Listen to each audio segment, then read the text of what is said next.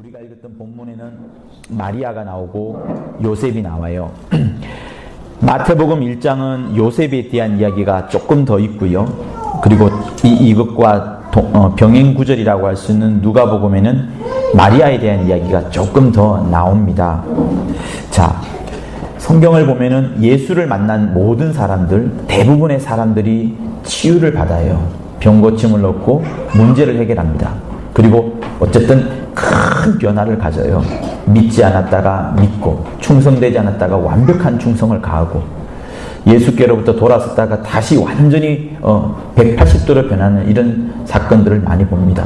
그런 것을 보면은 예수야말로 정말 최고의 상담가 혹은 어떤 마음의 치유를 한다든가 아니면 어떤 변화를 주는 정말 리더 중에 리더가 아닌가 하는 생각을 해보게 됩니다.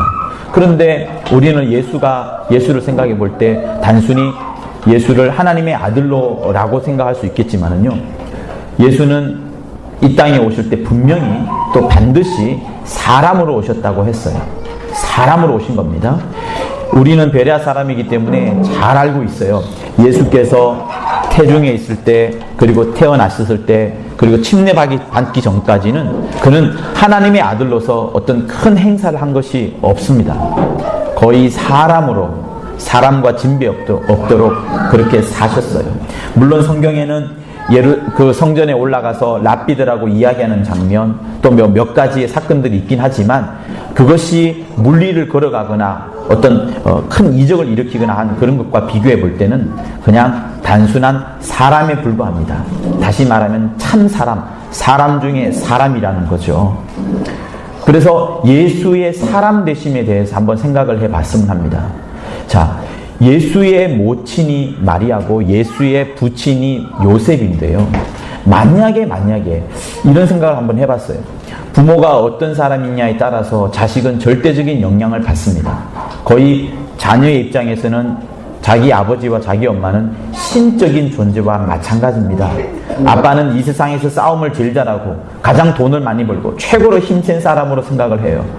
또 엄마는 이 세상에서 가장 나를 사랑하는 사람이고 이 세상에서 가장 예쁜 사람은 엄마라고 생각을 합니다. 그렇게 점점점 아이들은 자라죠. 중학생 때도 마찬가지고 고등학생 때도 마찬가지고요. 그러니 부모의 영향력, 부모의 그늘이라는 것은 굉장한 아이들에게 지대한 영향력을 미칠 수밖에 없습니다. 그렇다면 어릴 때 사람이었던 예수는 마리아와 요셉으로부터 큰 영향력을 받지 않을 수가 없었는데요. 성경이 말하는 마리아, 성경이 말하는 요셉이 어떤 사람인가에 대해서 저는 깊이 생각을 해보았습니다. 우리 부모에게부터 여러분들도 아마 몇 가지는 기억이 날 겁니다. 엄마로부터 받았던, 엄마가 베풀어 주었던 그 넓은 사랑, 그 뜨거운 사랑, 한없는 사랑, 내가 계속해서 울어도, 내가 계속해서 잘못해도 끊임없이 나를 안아줄 사람은 엄마라는 사실 우리는 알고 있어요. 또 한편으로는 엄마한테 혹은 아빠한테 정말 어떤 거절을 당하고 또 심한 꾸지람을 받기도 했을 겁니다. 우리를 만들어가는 거예요.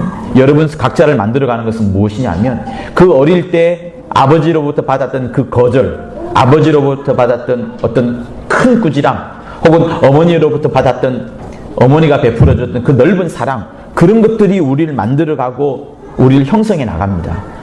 그렇게 형성하고 만들어갔던 것들이 지금의 나일 수 있어요. 그리고 중학교, 고등학교 가면서 친구들을 만나죠. 싸우기도 합니다. 주먹다짐하기도 합니다. 그리고 나쁜 것을 배우기도 합니다. 그러나 그런 것들이 집에 와서 부모님을 만나고 부모님과 대화하면서 이런 것들이 바다처럼 섞여져서 내 물은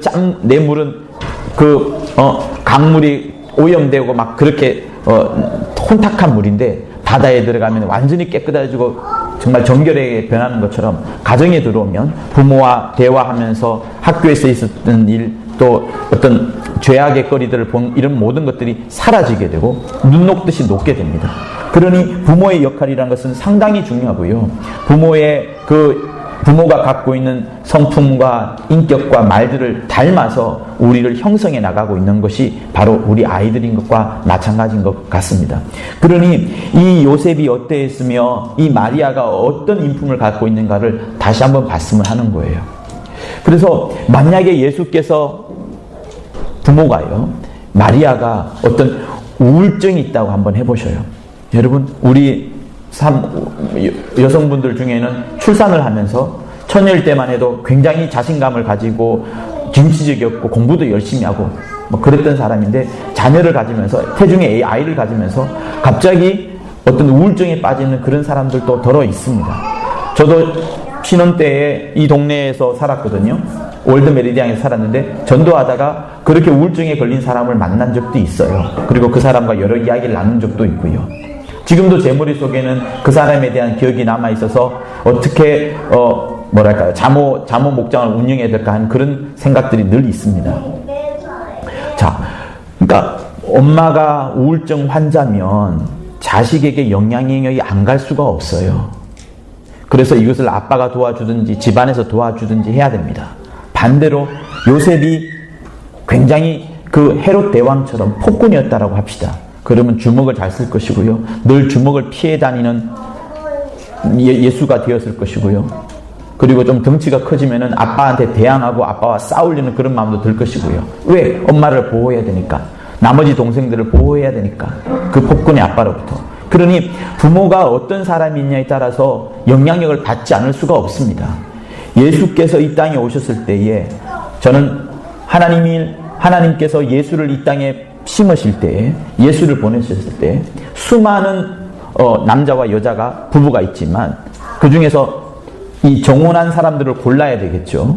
정혼한 사람, 그런 어떤 외적인 조건들을 골라야 되겠지만 가장 하나님께서 신경 썼던 것은 이 가정에서 태어났을 때에, 예수께서 이 가정에서 태어났을 때에 정말 사랑도 많이 받고 또 아빠의 그 어떤 영향력도 많이 잘 받고 이래서 훌륭한 사람으로, 온전한 사람으로 태어나기를 원하는 마음에서 하나님께서 두루두루 살펴보았을 거예요.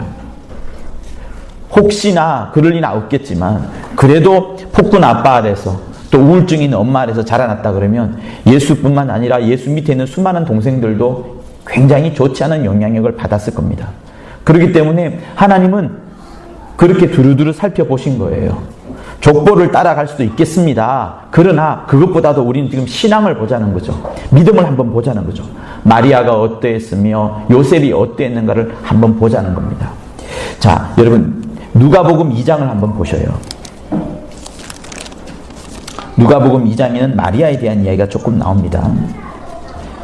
18절, 19절, 20절 우리 같이 읽어보도록 하겠습니다. 18, 19, 20 시작.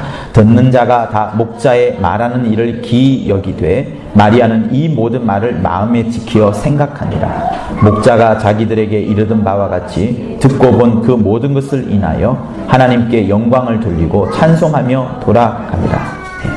여기서 특별히 볼 일은 목자가 구유에 태어난 아기에 대해서 말을 했는데요. 그 말한 것들을 마리아는 마음에 지키어 생각하니라 라는 말씀이 있습니다. 마리아의 태도가 이래요. 마리아가 여러분 당시에 몇 살인 줄 아세요?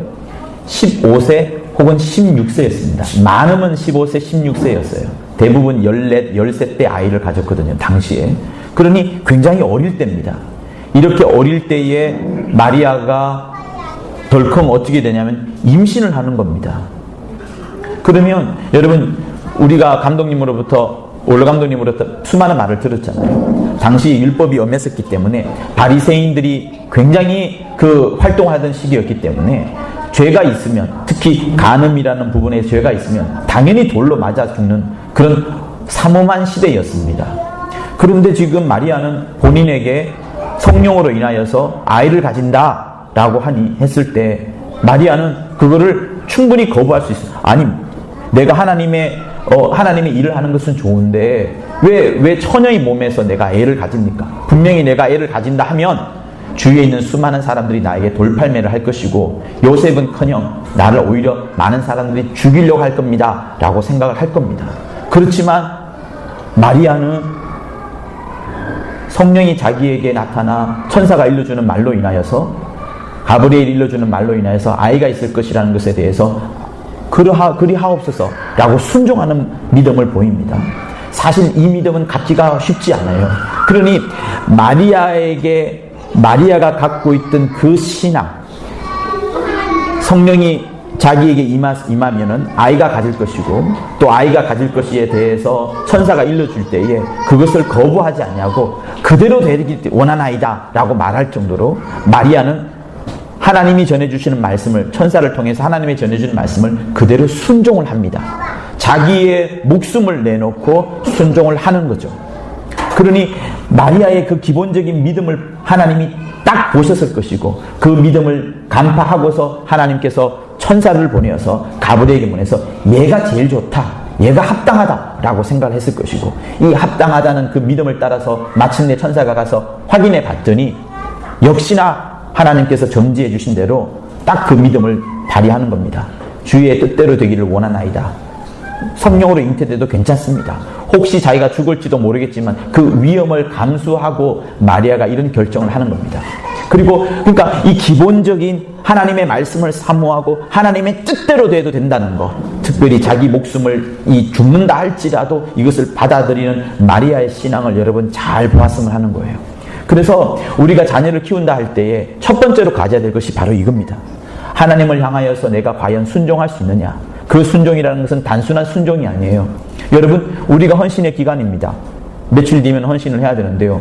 그 헌신할 때에 내 목숨과 내가 드리는 것과 바꾸지 않습니다. 우리의 헌신, 2018년, 2019년 어떤 헌신이 될지 모르겠지만 우리의 헌신은 내 목숨과 바꿀 정도의 그 정도 헌신은 아닐 겁니다. 그죠? 아브라함이 자기 독자를 바칠 때 그 마음이 얼마나 찢어지겠어요. 지금 마리아 입장에서는 이 아이를 가짐으로 인해서 배가 불러올 것이고, 배가 불러오면서 자기는 돌에 맞아 죽을지도 모릅니다. 그런데 자기 믿음을 드리는 거예요. 이런 기본적인 믿음이 있습니다. 그리고 제가 이제 조금 전에 읽었던 19절에 있는 말씀처럼 마리아는 이 모든 말을 마음에 지키어 생각한다. 마리아의 태도가 이렇습니다. 자기 태중의 자기 태중의 뱃속에 있는 아이가 분명히 사람의 정욕으로 생기지 않았다는 것을 알고 있습니다. 자기 태중에 있는 아이는 반드시 성령으로 된, 다른 사람은 알지 못할지만 자기만은 확실히 이 비밀을 알고 있는 사람이에요. 그러니 이 아이에 대한 모든 비밀들을 자기가 간직하고 있고, 또 누구든지 이 아이에 대해서 말하는 것 역시도 구약에 나오는 수많은 예언가들의 예언과 똑같이 비견할 정도로 똑같은 범위로 누구든지 이 아이에 대해서 말하는 것들 그대로 답습을 하고 그대로 새기고 그대로 암송을 하는 겁니다. 기억을 하는 겁니다. 그래서 그뿐만 아니죠. 마리아가 그 가나안 혼인잔치에 갔을 때 포도주가 없나이다 라고 말했을 때 그것이 나와 무슨 상관이 있나이까 라고 예수께서 대답을 합니다. 그때도 마리아는 예수의 눈치를 잘 살펴요. 예수께서 무슨 말을 하는지, 예수께서 어떤 행동을 하는지 잘 살펴봅니다. 우리가 엄마가 되었을 때에 또 아빠와 다른 점 중에 한 가지가 뭐냐면, 엄마는 아이를 쓱 보면 알아요. 얘가 지금 배가 고픈지, 얘가 지금 응가를 하고 싶은지, 쉬를 하고 싶은지, 아니면 얘가 지금 잠을 자고 싶은 건지 딱 보면 압니다. 왜? 엄마의 모든 감각들은 어릴 때부터 가져왔던 그런 여성이 갖고 있는 육감이 있잖아요. 여성의 모든 육감을 모두 다 발휘를 해가지고 아이에게 집중해 있습니다. 그리고 자기 몸에서 났기 때문에 자기 살을 찢고서 나왔기 때문에, 살과 살이 찢겨지면서 나왔기 때문에 그 아이가 완전 자기 몸과 똑같지 않겠어요? 그러니 아이의 모든 감각, 아이의 모든 생각을 다 합니다. 그러니 이 여자의 능력이라는 것은 위대해요. 마찬가지로 모친 마리아가 예수의 모든 한 행동들을 다 기억합니다. 성전에서 랍비와 대화했던 것들을 기억하고, 어디에서 어떤 것을 했던 것을 기억하고, 가나 혼인잔치에서 예수께서 했던 모든 말씀들을 기억을 하고, 그래서 시몬이 하는 유명한 말씀 있지 않습니까? 논문으로 써도 될 만한 유명한 말씀 있지 않습니까? 그게 뭐예요? 예수께서 유독 자기를 사랑했던 사도 요한을 모친에게 갖다 맡기고요. 그래서 모친을 섬기게끔 하고, 모친을 통하여서 요한에게 그동안에 마리아가 알고 있던 모든 지식들, 모든 예수의 말들을 요한에게 쏟아붓도록 합니다. 가르쳐 주도록 하죠. 그래서 요한은 모친이 갖고 있던 모든 예수에 대한 생각들, 예수에 대한 역사들을 다 안고 있고, 그러면서 요한은 오랫동안 삽니다. 그래서 밤모섬에서 예수에 대해서 기록할 때에 영적인 것뿐만 아니라 육적인 것까지도, 마리아를 통해서 들었던 모든 지식까지도 다 섭렵을 하고서 글을 써내려가는 거예요. 가장 예수에 대해서 잘 아는 사람이 모친 마리아인데, 그 모친 마리아에 대한 생각과 철학과 주장들을 그대로 답습한 사람이 이 사도 요한 아니겠습니까? 그러니 요한은 예수에 대해서 잘 아는 자입니다. 요한이 어떻게 예수에 대해서 잘 아느냐? 엄마가 이런 태도를 갖고 있는 거예요. 애가 어떻게 무엇을 하는지, 어떤 말을 하는지, 얘의 인품은 어떠한지, 얘의 사고는 어떠한지 전부 다를 잘 살펴보는 겁니다. 그러니 여기서도 또 우리가 배울 게 바로 그거예요. 지금 이 자리에 있는 어머니 되신 여러분들, 자모들도 다 그러지 않습니까? 애가 어떤 행동을 하면 무엇을 원하는 건지, 또 어떤 이렇게 행동을 했을 때는 무엇을 해주기를 원하는지 다 알고 있습니다. 이것처럼 아빠는 이런 능력이 없어요. 남자는 이런 능력을 갖기가 굉장히 어렵습니다. 기저귀를 수천 장을 빨아도 그걸 알기가 힘들어요. 그러나 여자는 그렇게 할 수 있는 능력이 있는 겁니다. 그러니 여자에게 엄청난 능력을 하나님께서 부여해 주신 거죠. 자, 그렇기 때문에 여러분, 우리가 자모로서 또 그 아빠로서 해야 될 일 중에 한 가지가, 첫 번째는 여자에 대해서 이야기를 하는 거예요. 마리아에 대해서 이야기를 합니다. 우선은 성령으로 내가 잉태될 것이다 라고 했을 때에 그리하옵소서 라고 말하는 그 믿음의 순종이 있었고요.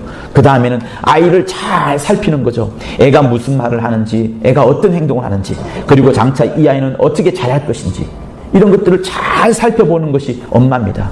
그래서요, 엄마의 역할은 여러분 무엇입니까? 엄마에게는 배려가 있고, 사랑이 있고, 유머가 있고, 기쁨이 있고, 또 용서가 있고, 그죠? 배고플 때 나의 모든 것을 챙겨주시고, 그런, 아무튼 이 세상에 있는 수많은 좋은 단어들을 다 가지고 와도 그 단어에 충분할 만한 그 대상이 바로 엄마 아니겠어요? 모친 아니겠어요? 그러니 우리가 자녀를 키울 때 가져야 되는 인품이, 다시 한번 마리아를 통해서 보여지는 것은 뭐냐면, 신앙을 가져야 될 뿐만 아니라 자녀에 대해서 끊임없는 사랑과 배려와 희생과 용서와 자비와 그리고 유머와 해학과 지식과 온정과 이런 많은 것들을 다 갖고서 아이들에게 베풀어 줄 때 아이들은 빗나가는 삶을 살지 않게 됩니다.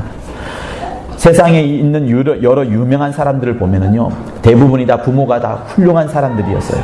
특별히 엄마가 대단한 사람들이었습니다. 아빠는 뭐 군인이고 장군이고 또 집에 들어오지 않다 할지라도 엄마만큼은 끝까지 아이를 책임지는 것이 그 위대한 사람들의 그 모습들이었어요. 저는 이 시간에 지금 이 시간에 어떤 여자에게 여성이라는 위치에 어떤 부담을 주려고 하는 것이 아닙니다. 역사가 지금 그렇게 말을 하고 있어요. 그리고 수많은 학계 연구의 결과들도 모친의 역할이 굉장히 중요하다는 것을 말하고 있습니다.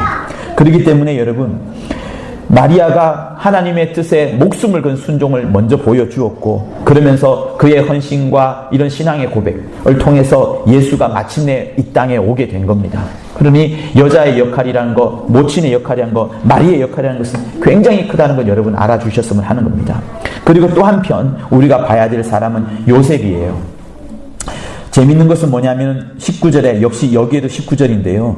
마태복음 19절은 요셉에 대해서 이렇게 말합니다. 의로운 사람이라 저를 드러내지 아니하고 가만히 끊고자 하여, 이렇게 말을 합니다. 요셉에 대해서 의로운 사람이라고 19절은 말하고 있어요. 요셉이 의로운 사람인데 그 의로운 이유를 한 가지 찾아본다면 사실 아무 데도 없어요. 그런데 유일한 요셉에 대한 흔적은 뭐냐면, 저가 그것을 드러내지 아니하고, 뭘 드러내지 않았어요? 마리아가 잉태되었다는 것, 마리아가 임신했다는 것을 드러내지 아니하고 가만히 끊고자 하여라고 나옵니다. 여러분, 분명히 성령으로 잉태된 것은 아무도 몰라요. 마리아 이외에는 모릅니다. 같이 결혼을 했고 사랑한다 할지라도 어떻게 마리아의 말을 요셉이 들을 수가 있어요? 자기 임신했어요. 이게 무슨 소리야 라고 하겠죠. 성령으로 임신했어요. 천사가 나타나서 나한테 일러줬어요. 누가 믿겠습니까? 아무도 믿지 않을 겁니다. 부모도 믿지 않을 겁니다. 여러분 한번 생각해 보세요. 그게 나한테 이루어졌다 한번 해보세요. 누가 믿겠습니까? 그런데 성경은 요셉이 이렇게 끊으려고 하는데, 그죠? 마리아와 헤어지려고 하는데, 이 성경책은 요셉은 의로운 사람이라 마리아가 잉태되었다는 것을 드러내지 아니하고 가만히 끊고자 하는 것을 의롭다라고 말합니다. 자, 저는 여기서 중요한 것을 발견하고 싶어요. 무엇이냐면, 어쨌든 요셉의 눈에는 마리아가 부정한 짓을 했어요. 마리아가 나쁜 짓을 했습니다. 그래서 임신을 했어요. 요셉의 눈에는 마리아는 범죄인이에요. 죄인이에요. 하나님 앞에 죄를 지은 자입니다. 그래서 요셉의 행동은 뭐냐면, 그것을 사람한테 드러낼 수 있어요. 장인 장모한테 찾아가서 배가 불렀으니까 다른 남자하고 하룻밤을 지냈을 거니까 저는 이 사람하고 같이 지낼 수 없습니다. 결혼할 수 없습니다. 하고 그냥 매몰차게 말이에요. 할 수 있을 겁니다. 그런데 요셉은 가만히 말하지 않고 조용히 그냥 마리아하고만 관계를 끊는 그런 행동을 보입니다. 여기서 조금 더 깊이 생각해 보면 여러분 이렇게 할 수 있어요. 우리는 교회를 다닙니다.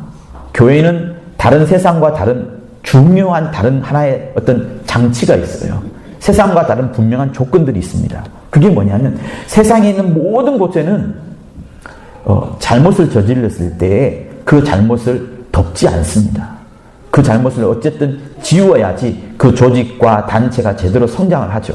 약점을 발견하면 그 약점을 빨리 드러내고 수술하고 치료해서 그것이 다시는 생기지 않도록 하는 것이 다른 대부분의 단체들이 하는 것입니다.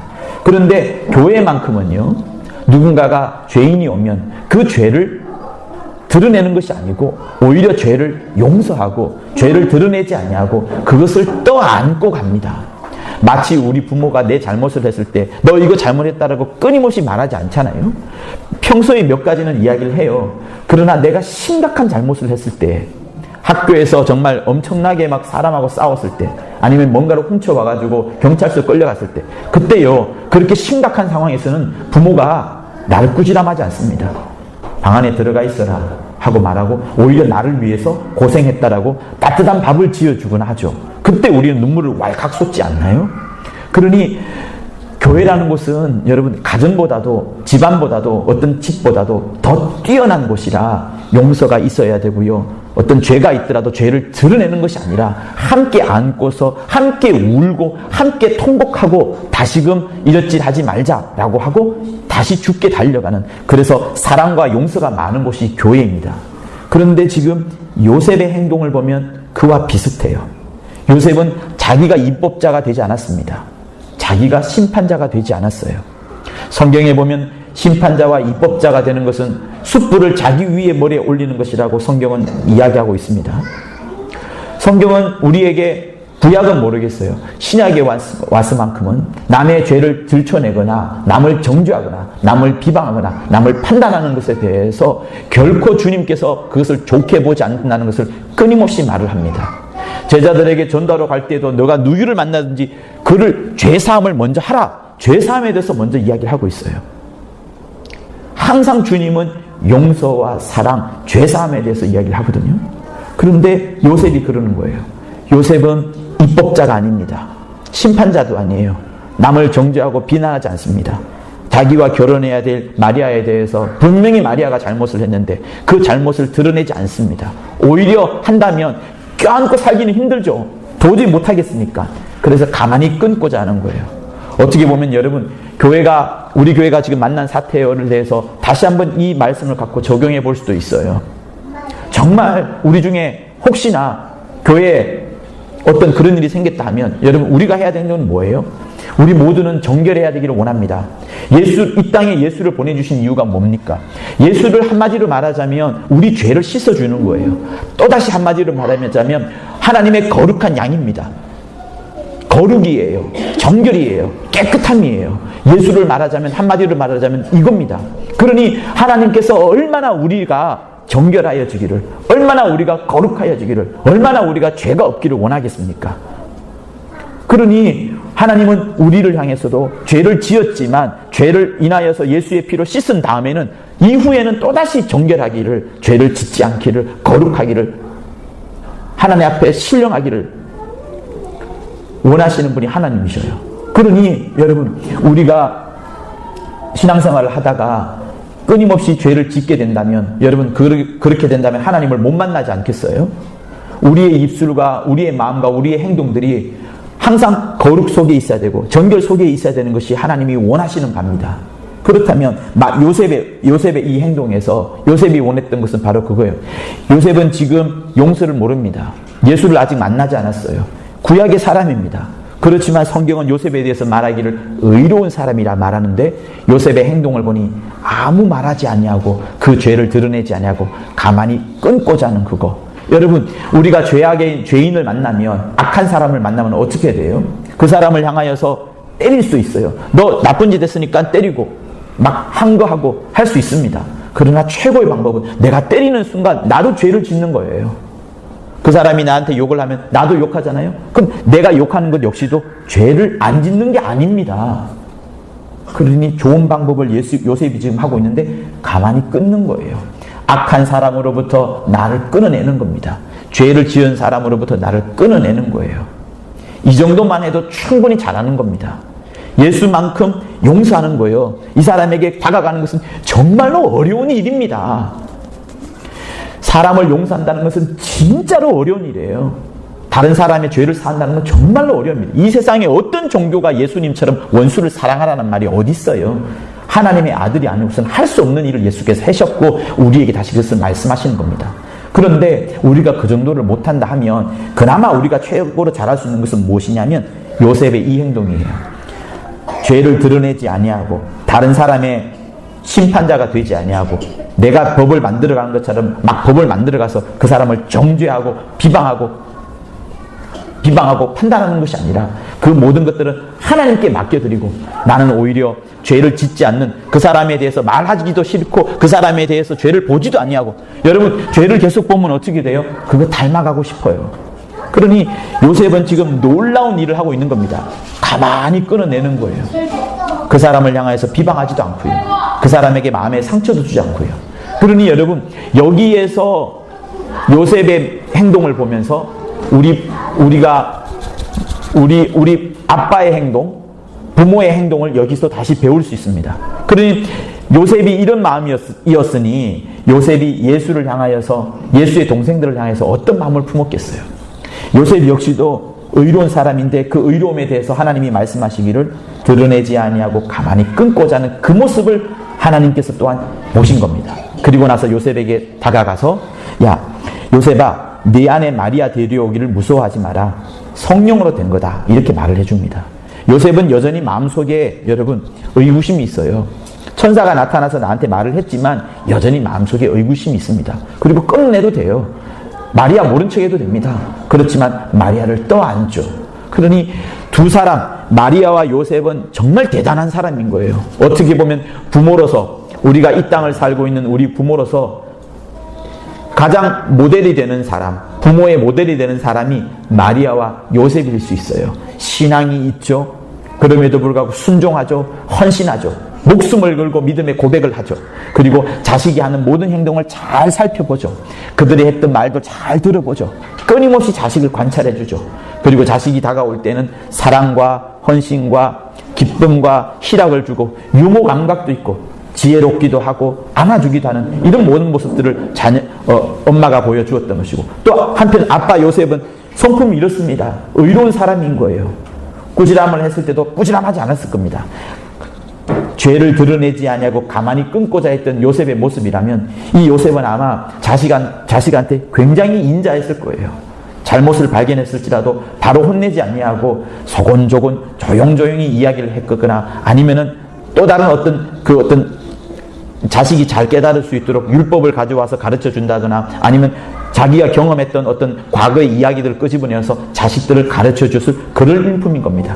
그래서 사랑하는 우리 구목장, 신목장에 있는 그 부모되는 여러분, 이 요셉과 마리아에 대한 이야기를 잘 살펴봤으면 하는 거예요. 내가 자식한테 어떻게 해야 되는지, 또 아빠로서 어떻게 해야 되는지, 엄마로서 어떻게 행동을 해야 되는지 잘 살펴보는 그런 여러분이 됐으면 하는 겁니다. 레오나르도 다빈치가 있어요. 그 사람은요, 엄마가 없었고 아빠가 없었습니다. 할머니밖에 없었어요.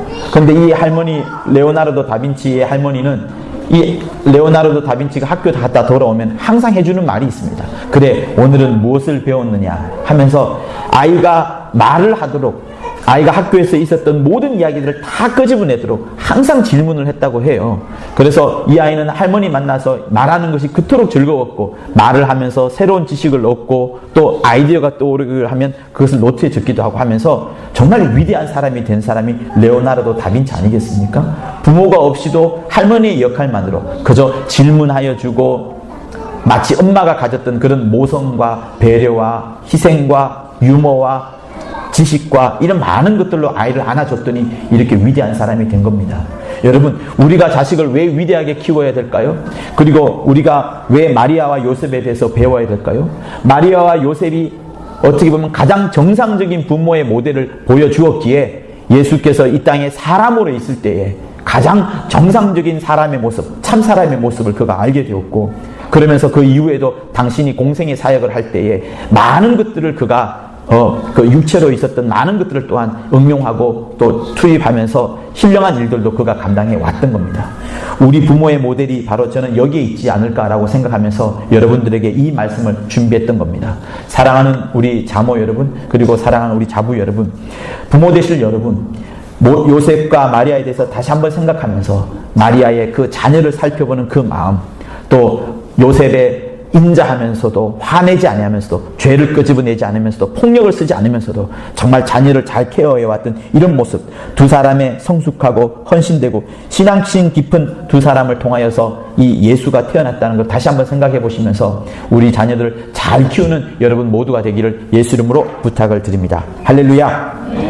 우리가 자식들을 잘 키워내는 것들이 우리 가정에도 도움이 될 뿐만 아니라 우리 교회에도요 큰 도움이 되고요. 그리고 이 자녀들이 훌륭한 사람이 되었을 때에 세상을 바꾸는 인물이 되어가는 겁니다. 세상에 있는 유명한 사람들의 대부분이 훌륭한 부모 밑에서 자라났어요. 가난했어요. 잘 먹지 못했습니다. 그러나 가난이 문제가 아니었어요. 문제는 부모였습니다. 가난한 부모 밑에 태어난다 할지라도 부모가 가장 올바르고 가장 정직하고 가장 정결하고 또 가장 성실했을 때에 자녀들은 그것을 그대로 이어받아서 훌륭한 자녀들을 또한 만들어낸 겁니다. 그래서 우리 먼저 자녀들에게 귀한 모범이 되는 그런 부모가 되었으면 하는 겁니다.